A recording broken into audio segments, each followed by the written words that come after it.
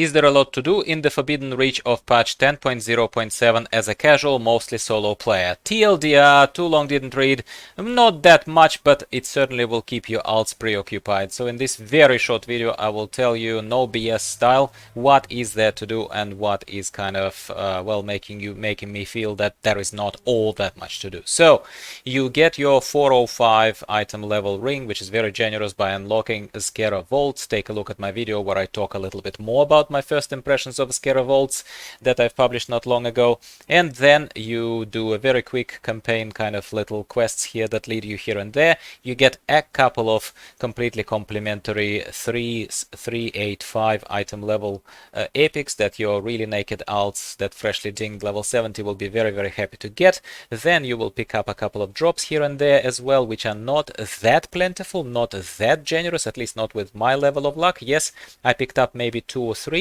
other epics by doing all sorts of different objectives here, including world quests, but they're not showering from the sky, let's just be honest. So it's not creating this sense of giddiness. I'm just being realistic here with you. I'm not being ungrateful, I'm just being realistic. And then you basically get into the natural loop of hanging out with the fellow players, the ones who brought all their alts to the Forbidden Reach, and you start hunting rares. That's it. So rare hunting, to me right now, so far from what I'm seeing in the Forbidden Reach, is the main thing to do. And in all honesty, it is actually quite fun, especially for people with an army of alts. That's your TLDR. Too long didn't read. Now specifics. Specifics are this. So you can see the rares on the map marked with your already familiar little silver dragon. You fly there and hoping to dear Lord that the rare is not going to be killed. They are being killed very, very quickly right now. So you need to be fast. Really, really, really fast. I would avoid trying to get to any rares that are shown to you in mountainous regions. Something like this Warden Entrix right now on the map. Why? Because unless you know exactly where you're going, and unless you actually dedicate some time to find where he is, even if you miss him the first time, but simply find the entrance to the cave where he's sitting, you are simply going to waste your time, especially if there are multiple targets on the map right now. Like, for example, if there is right now Gazeraxes, and if there is right now Veltrax, and if there is right now Warden Entrix. Do not go for Warden Entrix. That's my advice to you, my friends. Go straight away for Gazeraxes, because there is a reasonable chance that you're going to get there. Yes? Get me? Okay. Now, what about Zskera Vaults? Once again, like I said, you can absolutely watch my video about that. Main issue is the keys. So, yes, there are some, well, you know, somewhat exciting, somewhat cool treasures there in those little rooms. The Zskera Vaults are nothing special, really. They are not exciting dungeons, let's not fool ourselves. And the keys, free keys that they give you at the entrance to unlock the quests, you run out of them very, very quickly. And the rest of the keys you're going to be getting from the bodies of the rares across the aisles. I've seen that basically the rares do not have a guaranteed key. At first I thought that it's a guaranteed key that drops from them because I was lucky with the first couple, but it's not a guaranteed key. I would say maybe the probability of the drop is about 40%, maybe 50%.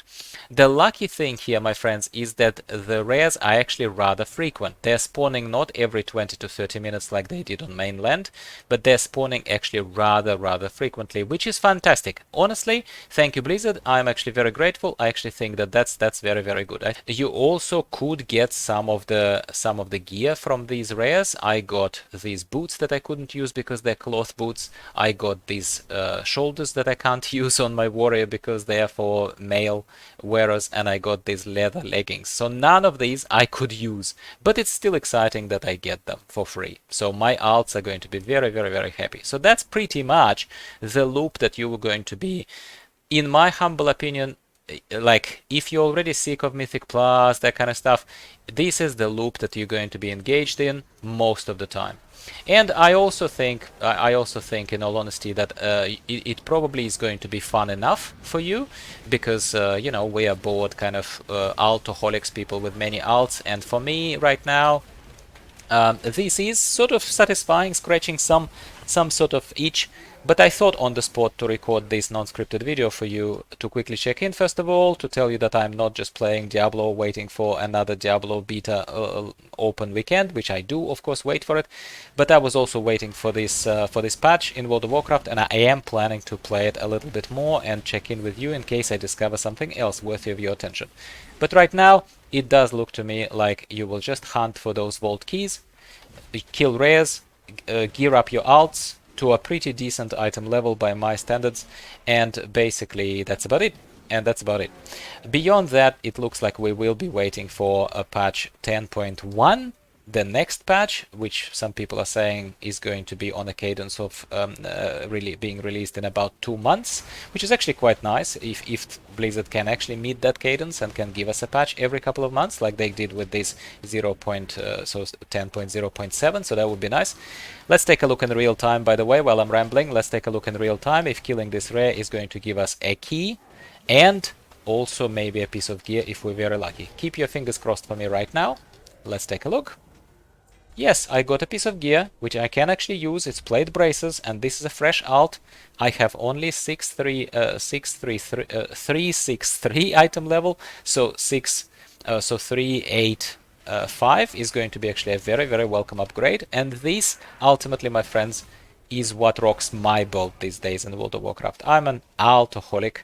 I love playing alts. They are all very poorly geared.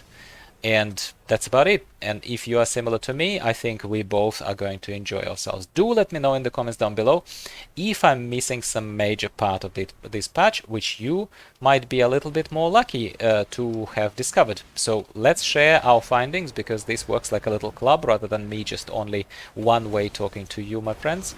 And yeah, let's enjoy the game together. And let's kill. I will stop talking in a second and we will just kill this another rare and be actually quite happy.